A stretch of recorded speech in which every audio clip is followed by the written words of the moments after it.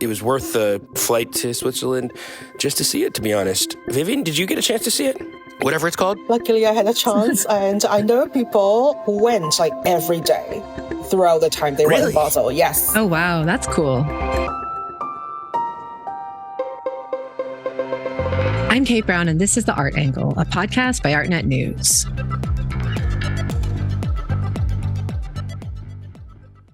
So we're back with our monthly roundup where we pick up and parse some of the headlines that are grabbing our attention this month. I'm happy to be joined by my co-host, Ben Davis. Hey, Ben. Hey, Kate. Greetings from Seattle. Oh, gosh, it must be early there. And we have with us also our London correspondent, Vivienne Chow. Hey, Vivienne. Hi, nice to be here. Great to have you. So it's been a busy month. We have lots to talk about, and the art business may be going on holiday right now, but not just 2 weeks ago. Everyone was in Basel, doing big business there between the Agnes Dennis wheat fields and the cow pastures at Fondation Bayer. So we have a lot to get into. We'll talk about Basel and some of the takeaways from the fair this year now that the dust has settled. We'll talk about social media and how it's changing performance art. And then we'll look into the life and legacy of the highly esteemed dealer Barbara Gladstone, who died at 89 last week. But before we get into all of that, I'd love to know what you guys have been up to lately. I, for one, was locked away working on this piece about performance art, which we'll talk about in a bit. But I am going to go see the Caspar David Friedrich show that's in Berlin this week. You New Yorkers are going to get it big next year. The 250th anniversary is going to end at the Met. But right now there's this tour going through Germany. So there's a lot of Caspar David Friedrich shows and reviews and chatter.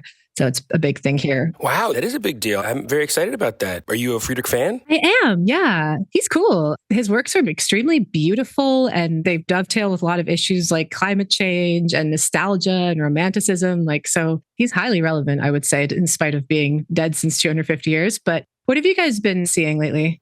So after Basel, this is a very busy week in London because of the London sales. And then there are also two small fairs. There's Eye of the Collector and also Treasure House, which is a replacement of Masterpiece, which got shut down last year. And I think something to pay attention to is how the sales and the market before the general election, which is happening on July the 4th. So that's quite a lot going on. I feel that we're in quite a roller coaster week just prior to that, big moment leading up to the election. Yeah. Right. People keep saying people want stability and certainty, and there's all this, we'll be able to really talk about the future when things settle down, and then there keeps being more uncertainty and instability, with the UK elections being just the latest example of that. And also the French election, which is also coming up, has some talking points with the art market, given that it's a booming industry there right now too. So what about you, Ben? What are you up to these days? Oh, well, I am in Seattle on personal business. It's my aunt's 80th birthday. She's a very esteemed anthropologist, Dean Falk, and very important to me. So I'm on the West Coast, but I went to Switzerland to give a talk at Art Basel and got to see some art there.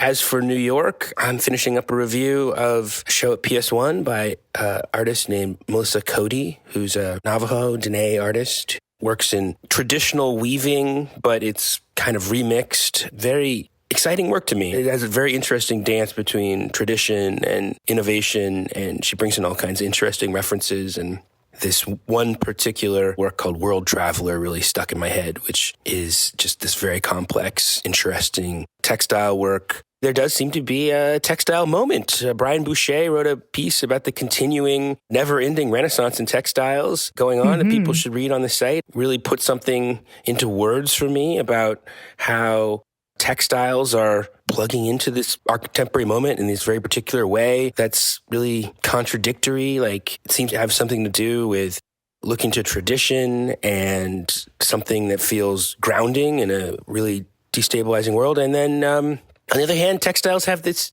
kind of history that connects them to computers. People are always bringing up how the loom was the first computer and that they kind of resonate with pixel art because of the way they're made and stuff. So there's a lot of interesting back and forth going on. I hope some of that comes out in my review, but it's not done, so I can't promise you anything.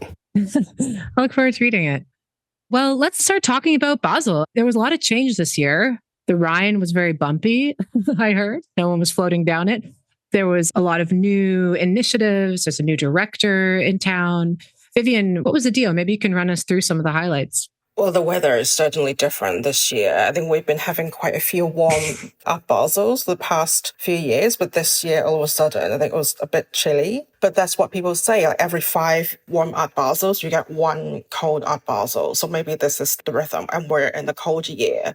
And maybe that's actually quite an interesting analogy or like a metaphor for this year's Basel. It feels colder, a bit more chilly in the art market. I don't know how you guys feel about that. Ben, you were there. I was there, but I really defer to you. This is not my scene. It shocks people, but I'd never been to Basel before. It is considered the gold standard of art fairs, but art fairs aren't really my scene or haven't been in recent times. I was just like a newborn kitten there trying to figure out how all the pieces fit together. Did it feel very different to you? To me, it felt like an art fair, a nice art fair, but an art fair. Yeah, well, it's still a nice fair. It's still great in terms of the standards of the works. I still feel that even if you look at Unlimited or just the booths at the Plus. So if you look around, like the artworks on show and Plus, I think it's still of high quality. But then are people still as passionate as before? I seriously have doubts. So on my first day, I covered the VIP day of Lister. And what the dealers and fairgoers at the VIPs, what they've been telling me was that they felt it was a very safe edition, which I do not disagree because, to my surprise, there were quite a lot of paintings. We should say Lista, for those who don't know, is like one of the satellite fairs of the big fair that sometimes has more experimental work because it's younger, edgier galleries. Usually, Lister is the fair where you discover new artists and new galleries and young emerging talents. But this year, you still have like new galleries. They have 2 galleries from Korea, which is like for the first time. But then in terms of the works on show, there are really a lot of walled works that you can hang on the wall. But then there are very few works that moves in a sense that in the previous years, I always saw maybe like video installations or like kinetic sculptures and really interesting conceptual works. Not saying that paintings are not interesting or conceptual. I mean, they can be conceptual and interesting as well, but it was quite a distinctive difference. And the gallerists on the ground, they said, well, they have to survive, so they need to bring works that they can sell, which totally makes sense. And one frustrated gallerist told me that they could not understand why younger galleries and emerging galleries are always asked to bring emerging works, but not the blue chip ones when they can afford to do so. But younger galleries, they have to survive. Yeah, so there was a bit of a strange, quite chilly sentiment on the fairground. That is really interesting. And it kind of connects to the bigger fair because obviously there's been this kind of like uncertainty feeling, but obviously the younger dealers, the emerging dealers are going to be the ones that are going to be most vulnerable to that. However, also there's been some big changes at Lista, like the director, Joanna Kam, she left earlier this spring, and they had just announced a new director, Nicola Dietrich, on the Monday of the fair, right? So do you think that there was also maybe like a bit of a administrative shuffle that maybe made the fair feel a little bit less dynamic? I mean, also that they're at the Messeplatz now. They used to have this very like cool brewery where it was like cool to go hang out there and stay there. And Lissa feels a little bit more like a place that you pass through now. I'm just curious what you think about those 2 aspects. Definitely, the fair is in transition in terms of like the change of management. And because Joanna left, the artistic director position was kind of in the interim. And then they created a new commercial director role, which makes sense, I guess, for an organization to grow further. But it also feels like, okay, this year is a transition fair. It feels like they're preparing for the next edition, which is going to be the 30th anniversary. It feels like they're actually focusing on getting that up and running and making a big celebration in the next edition. And this year is kind of like in between. So as for the main fair, Art Basel is a fair that makes the attempt to make room for a kind of exciting vibe. You already mentioned it, Vivienne, but they have this section called Unlimited, which is for very big artworks that can't be shown in an art fair booth. So it like kind of forces a level of excitement, basically. I think in terms of that dealer you were talking about saying, why aren't the big dealers forced to take the risks? Like they kind of like deliberately make a space for that at the fair. It's definitely something that makes it an interesting place from my point of view, at least. I think there's a little bit of a danger of kind of that we're singing the same song over and over again, that the state of the market is kind of uncertain. That seemed to be the message coming from all the reporting that I read about this fair, that people talk a good game, but there's a lot of jitters and sort of flight to safety going on underneath.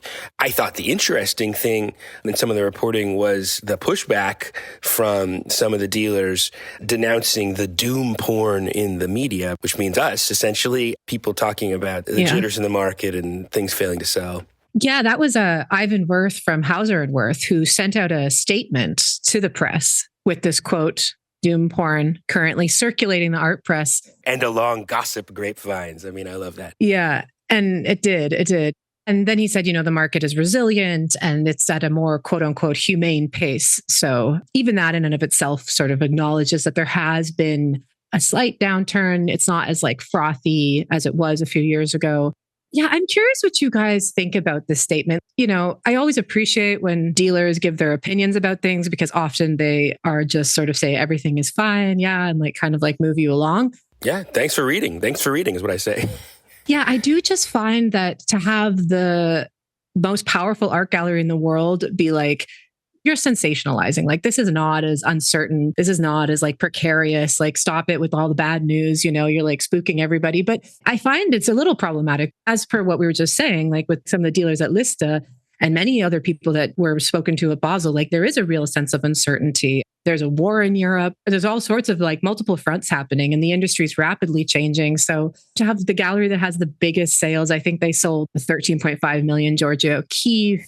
They had like the most expensive work on paper. It was 16 million. And to hear it from them, it was a bit rich, in my opinion. The gallerists I spoke to, they're more like emerging or mid-tier galleries. I think they try to be as optimistic as possible, and they're doing their best. But the reality is, it's a challenging market. So for them, it's about survival.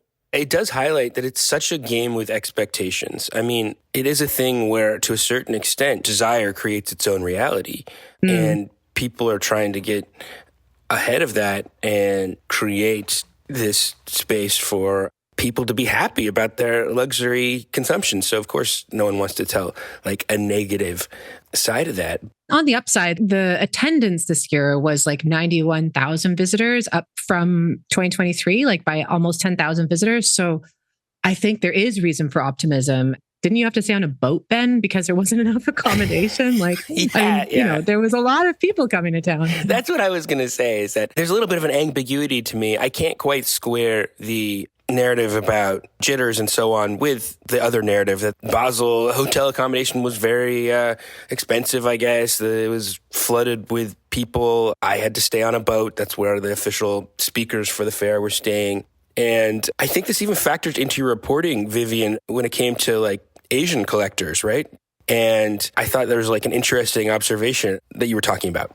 Yeah, it felt quite strange this year. Usually the collectors from Asia, they would be there on the first 2 days, and you see that you bump into them at Lister first before the opening of Unlimited. But then I felt that the people I would usually see at Basel, I didn't see them. I didn't see them there this time. But then all of a sudden, they started turning up on Wednesday. Monday is the VIP day of Lister, and then Unlimited. Tuesday is the first choice VIP day. Wednesday is the Vernissage day. But then for some reason, I didn't see many of them until Wednesday. So that was quite strange. And then I saw a lot of new faces, like people I never saw before, a lot of younger faces. And I think it was quite noticeable that there was a group of Japanese collectors walking around.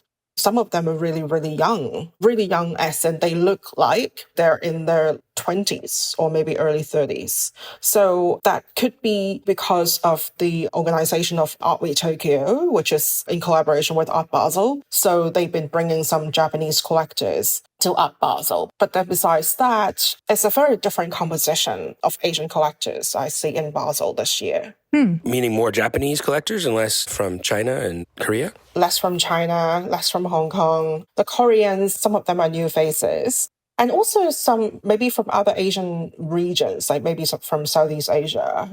Didn't you also say that, like, you were worried about whether your observation about the less Asian participation was accurate, and then it just seemed to be that, like, it was just hard to get a hotel. It's expensive to come. It's hard to get a hotel in the first a few days, so people delayed their trip to make a different kind of trip out of it? Yeah, one of them told me that because the hotel was so expensive on the first 2 days, so they decided to go like on the third day. And I think some of them, because it's a long way to travel from Asia to Basel, so they would make the round trip around Europe. So they would go like, okay, a few days in Basel and then Venice and then maybe some other European cities before going back to Asia. So they have a different kind of travel plans as compared to, people from Europe or other parts of the world.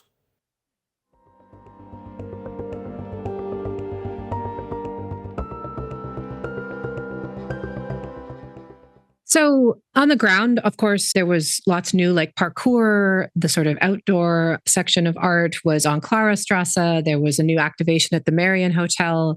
There was Basel Social Club. There was also this great exhibition at Fondation Baylor, which everyone was talking about and everyone was like filming. Ben, you got to see that, right? Yeah, actually, I wrote about it. I have a review of the show at the Baylor, which I don't even know what to call it. It has like a mobile title, like the title changes all the time. So I don't even know. It was called Dance with Demons when I was there, I think, or something like that. It's called Home of the Stranger now. Home of the Stranger. Yeah, see, there you go. No, it's called Lateness of the Hour. Sorry, it changed again. Yeah, well, talk about trying to drum up excitement or interest. The Baylor Foundation is like the big museum. I think the most attended museum in Switzerland, if I'm not wrong. And I was looking for something to cover that wasn't the art fair, since I was there to speak at the art fair. It wouldn't have been right to double dip. And the Baylor Foundation show is very captivating, but hard to explain. It brought together a bunch of artists to essentially do experimental stuff in this space, which involved a lot of performance, a lot of activating the space in new and interesting ways. Like there's an installation that's just a greenhouse out front. There's like an artificially intelligent robot tower out front. There's like these clouds of mist that activate in front of the museum. They're inside Tino Segal, who's an artist who works a lot in performance. The Baylor has this excellent collection of modern art. And he's doing this performance where you're continuously changing the paintings. So you see these like really famous paintings, art handlers like moving them through the halls during the show. When I was there, Tino Segal himself was there, kind of like watching it all happen, watching it unfold. And the point is to feel the museum is alive. It's this living experience. I mean, there's more ideas in it than I even know what to do with. I thought it was really interesting and good. It was worth the flight to Switzerland just to see it, to be honest. Vivienne, did you get a chance to see it? Whatever it's called? Luckily, I had a chance, and I know people who went like every day throughout the time they were in Basel. Yes. Oh, wow. That's cool. And they were so excited to go to the Baylor first before going to Basel, just to see, how it is today. It's a living exhibition, and you feel like you're being a part of it. And I think it's a very exciting experience. Yeah, well, I guess that's a real affirmation of what they were trying to get at. I mean, I want to thank you, Kate, because you edited my piece, and I began my piece with a couple of paragraphs of throat clearing about kind of apologizing, why am I writing about a show in Switzerland? And you were like, no, this is just the show people are talking about. Don't apologize. Dive right into it. What does it mean? And I think that it's interesting because in some ways it feels very new, but it's also very old. That was a point I made in my piece. In some ways, this is a throwback to the kind of relational aesthetics era, this era of kind of art that was meant to create social interaction. That was very big in the 90s and 2000s and early 2010s. And a lot of the artists in here, including Tino Segal, broke big. And it's interesting to feel like there might be like a revival of that kind of work. It definitely just felt suddenly fresh. I would say I understood what it was getting at in a way that I didn't maybe when I reviewed the Pierre Huy at LACMA 10 years ago, although I think he's a very good artist. Maybe that dovetails with our next segment too. I think so. I think that show was a living organism for the people like Vivienne's friends who were going back multiple times, but also it had this real like sense of online life because there was people just filming all these activations everywhere. So it seemed like maybe relational aesthetics like has this revival that is somehow fitting well with this very like ephemeral social media era. Possibly. I mean, we should get into it. The essay that you wrote about social media and performance, and whether social media is changing performance or whether the new kinds of social media are changing performance. That's the interesting thing, I think, is that social media is not one thing, but has different life cycles. And you have this essay that we wanted to talk about. What inspired it, and what's your thesis? Yeah. So it's called performance optimization. I just sort of have had this feeling that performance art has become omnipresent. It's everywhere in the art world right now. And especially it's on my feed. So it felt like very much like we were just talking about with the Byler, like these Tino Segal activations were the thing that was getting posted about almost more than I was seeing still images of the fair and the work that was on at the fair. And I think that social media has been changing its UX, it's moved from like an image-based platform more to like a video-based platform as it tries to compete with TikTok, Snapchat, and all these kinds of things. It's Instagram in particular, which is like the platform that we all use in the art world. It's kind of like our LinkedIn, as I say in the article. And I think that this is giving a sort of edification for a certain kind of art practice that is very aware of how it's going to be seen online. And so I kind of tried to track in this piece this feedback loop that I sort of perceive as occurring, where artists are creating works that will work when you see them in situ, but then predominantly work really well when you see them online later. And what that sort of looks like, in my perception, is a lot of these like tableaux vivants. So we're sort of not seeing as much online that has like a narrative arc, even if the piece might have a narrative arc when you see it. But what you mostly are seeing is these like kind of holograph moving still life, not quite still life performance pieces, as per the Earth Eater one that you saw in Basel, Ben. Yeah, there's this artist named Anna Udenberg who collaborated with American musician Earth Eater on a kind of an art show activation hosted by this German collective called the Trauma Collective. Do you know their work, Kate? Yeah, it's called Trauma Bar and Kino. It's actually co-founded by Adrian Genny, the painter, and they've been around for a few years in Berlin. They have club nights, and then they also do performances and some exhibitions at their space. So, yeah, I ended up at this event, and I guess I thought I was going for a musical performance, and it was and was not that. I mean, if you look at what's on my phone, it would look like I was at an epic night of music, just these ecstatic images. And there it was a little bit more, like a series of tableaux vivant, actually, is what it seemed like, and left me sort of scratching my head, to be honest. Udenberg also had a piece that was probably one of the most talked about pieces at the fair in the Unlimited section, which is called Premium Economy. And it even more fit, I think, the pattern of what you're talking about, Kate. Yeah, I think I mentioned it in my piece, actually. You do. And it's sort of like these things that look like mutant versions of airplane seats, and a procession of women dressed as sort of flight attendants come out and sort of mount this seat, which then activates and kind of tips them over so they're sitting there looking very blasé with their butt in the air. And then they hold that pose for a few seconds, basically the length of a TikTok, and then dismount. And it did really strike me as something that was built for reals. Like, it wasn't a performance that sort of built, but a performance that really seemed like it was a single action that was meant to loop forever. Did you see it, Vivienne? No, I didn't get to see it. There was a performance at Unlimited on the fairground, but it was too crowded. You also wrote in the Asia Pivot recently about a bunch of performance work that you'd seen in Venice. Yes, there were quite a lot of strong presence of Asian artists in Venice this year, and a number of them did performances during the opening week. And I thought it was quite interesting. I'm not sure if it's a trend, but interesting choice, I guess, for these artists. And interestingly, they're all Asian artists based in Europe. For example, Isaac Changwei is based in Berlin. Lapsi Lam, she's Swedish, but with Hong Kong roots, but she's based in Stockholm. So I feel that there's a generation of artists who are trying to explore a new way of expression. If you talk about how the performance is choreographed to match maybe the length of reel, I think that's really interesting. Like, for example, Isaac's work and his Instagram. I can see that actually quite a long performance, but that is also easy to extract certain moments and put them on reels. I think when I started this piece, I was a little more unfair to artists than I was when I finished the piece, because I also realized through thinking about this that it is not just about what the artists are making. It is also, as you say, like about what people are filming. So even if you make a work that has all kinds of different highs and lows and a narrative arc, you might end up only seeing certain portions of it that communicate well on Instagram. And this is like a really important thing to mention. And so there is sort of like two kinds of works maybe that you're seeing. Like there is this sort of Udenberg work, which is precisely a real base. But then there's, as you mentioned, Vivienne, a sort of a different aspect of this as well. I think that's an important component of your piece, right? You lead by talking about this. Maybe it's even the work that made you think about this performance piece that was candy for the iPhone, but also had this whole other component that was lost, if I understand it correctly, when you just saw it as a spectacle in a way that almost might be a commentary.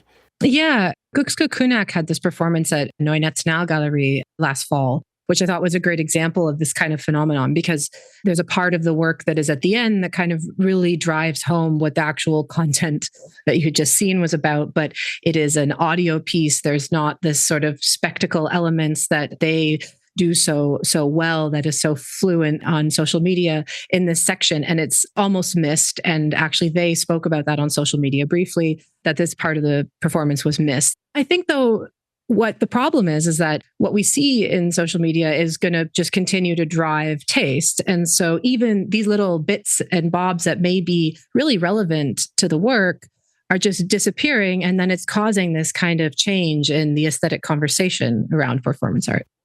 Honestly, when you think about it, the performance art revival that began in 2010 really began with Marina Abramovic's show, The Artist Who's Present at MoMA, that Klaus Biesenbach curated and kind of coincided with the moment of social media taking off. So there's always been this interplay between social media and performance. And I think going back to the classic moments of performance, it's like we know those works through a lot of photos. And there's always been a kind of tension between the idea of performance art as presence and you had to be there kind of thing, and liveness, and as performances for the camera, which most of these things are supported and sustained by selling the photographs of them. But I really like the point you made in your piece about how there's been a lot of talk about how Instagram, the art world's addiction to Instagram, essentially has been a party to the figurative painting boom of the last 10 years.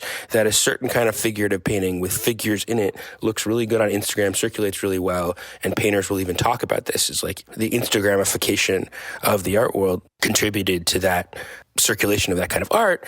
And then it is interesting to think that with the transition of all the social media platforms want to be TikTok now, so that means transition to short form video, that might have a similar effect in bringing forth a certain kind of art. And I mean, I think the point you're making, correct me if I'm wrong, is, there's been a lot of discontent with the fact that the Instagramification of art flatters a very certain kind of narrow band of figurative surrealism, figurative art, and that you can imagine the same thing happen, like a very specific kind of performance art that's kind of like these tableau vivant that are kind of clubby and feature attractive people in quirky scenarios becomes kind of promoted over other things by the algorithm. Exactly, yeah. And, as we have said on previous roundups, the trends in painting has kind of started to tread water somewhere between figuration and abstraction, and nobody knows what to do next. And it kind of just like almost got stuck somehow. And I think that we should wonder what social media has done to painting in that respect, because, as Kyle Cheka argues in Filter World, which is this great book that I really recommend about how the feed has like flattened so many aspects of culture. He briefly talks about painting and basically says that it flattens the differences of painting, and kind of through the sort of memification and the repetitive aesthetic that you start to see, as in like Kardashian looks in the fashion world, for example, it just ends up flattening everything. And I think we saw it with painting, and painting is a little bit in a stasis right now. And so it's maybe my piece was sort of a caution for the world of performance art, which is such a dynamic and amazing field and brings people together physically in a really specific way. And so it would be a shame if it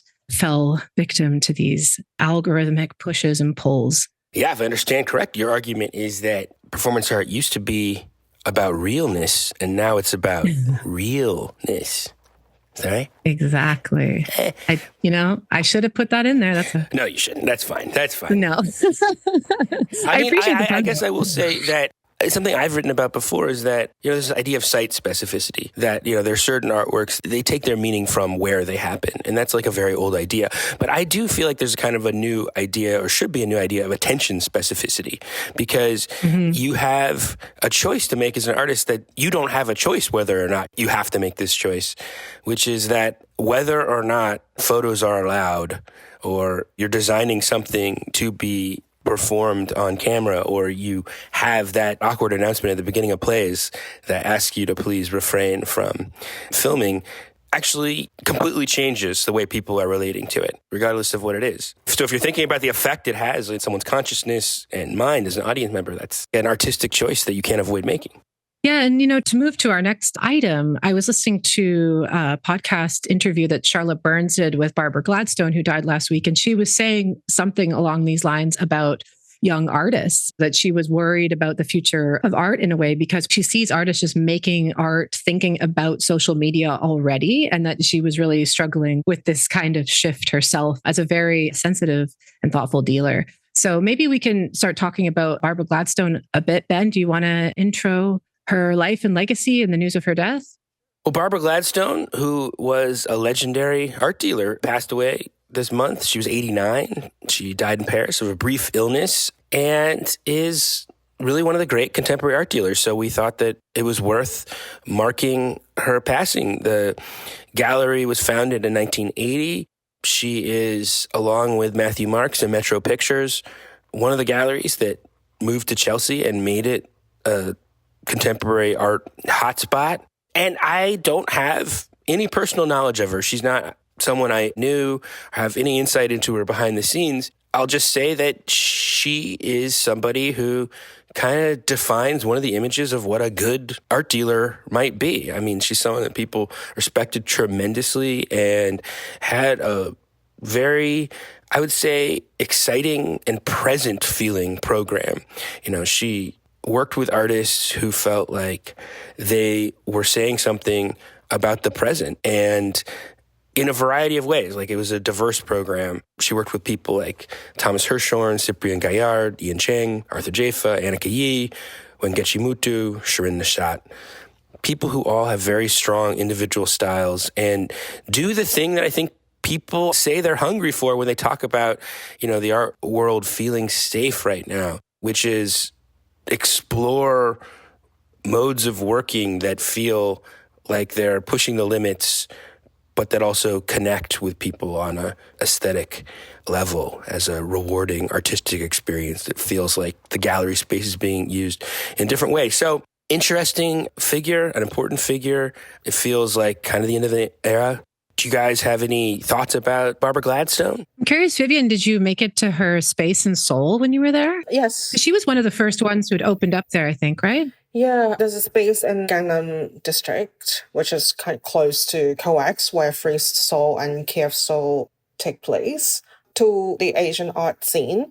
I think people admire her for being like a pioneer, and also to bridge the gap between the two worlds. Because for Asian artists, it's very hard for them to get that level of exposure in the West. And so to them, having this kind of presence is very important. I'm also curious about what you guys think about this succession plan, because it feels like it's all very well organized.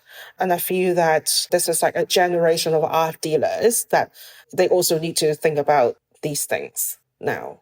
Right. Well, she had taken over Gavin Brown Enterprise in mid-2020. So it seems like things were quite set up. There was also Max Falkenstein, Carolyn Lutze, Paula Tsai, at the helm.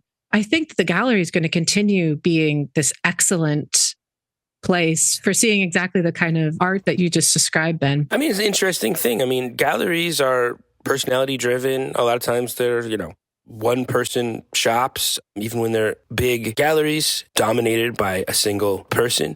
There was a very planned out roadmap of what would happen, how the gallery would go forward. It's interesting to think about that as not just a business decision. A commercial gallery is a commercial gallery. Like, it's a business, and it's about placing artworks and supporting artists through sales. But the succession plan is not just about how do we keep the money spinner going, but I have some commitment to this program of artists. So it's part of my MO that I would think about how they will continue to make work after I'm gone. Yeah. I believe that Gavin Brown is going to be of the, different sort of jobs that one does at the helm of the gallery. Like, he'll be leading artists, which was something that I know that she was really passionate about doing. And I think that's a big point that is important with Barbara Gladstone's legacy, is that she actively, it seems, chose not to go this mega gallery route where you inevitably have to lose contact with your artists as you expand. So while she did expand to Brussels, Seoul, and I believe Los Angeles, it seems like she always maintained that very direct line with her artists and only expanded in so much as she was able to continue that communication. Yeah. It's interesting what Vivienne said about the connection to Korean artists or to Seoul and how important that was to people. Because on the other hand,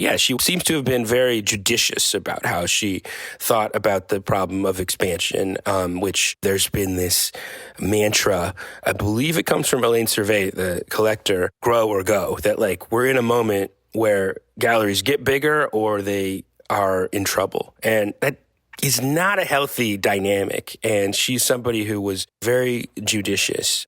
The other thing I was interested to think about with her, she founded the gallery in 1980, but only really broke big with a show by the artist Matthew Barney in 1991. That kind of made her gallery, made her reputation. And it was a very experimental show. I mean, it involved him, a very young artist at that time, I think in his early 20s, kind of scaling the roof of her gallery and making a spectacle out of that in this kind of endurance kind of way. And sort of poetically, the last show at the gallery this month is a Matthew Barney show. So very committed to the artists that she worked with, that made her reputation and whose reputation she helped make.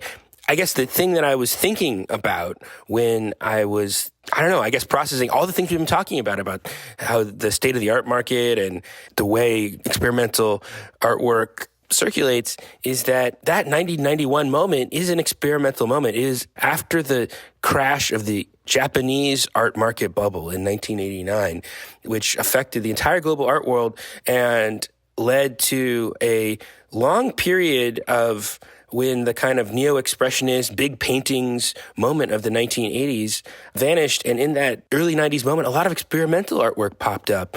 And I guess you can think of Barbara Gladstone as having been part of that moment. So maybe there's a little bit of as sad as it is to lose someone like that, maybe there's a nice message here that even with all the kind of behind-the-scenes worries that people are processing, there is room for good stuff to come out of that in that moment, people can find the right advocates and there's a space for new kinds of green shoots to come up. Definitely. I couldn't agree more. Well, that seems like a very poetic way to end. And I appreciated so much talking with both of you guys today. So thank you so much for joining us, Vivienne. Thanks for having me today. Nice to see you as always, Ben. Absolutely, Kate. Always a pleasure. So that's it for this week's episode. If you like what you heard, you can subscribe to the show on Apple Podcasts, Spotify, or wherever else you get your podcasts. Also, take a moment to rate and review us. It will help other listeners discover what we're doing. The Art Angle is produced by Sonia Manalili and Carolyn Goldstein. Thanks for listening and see you next week.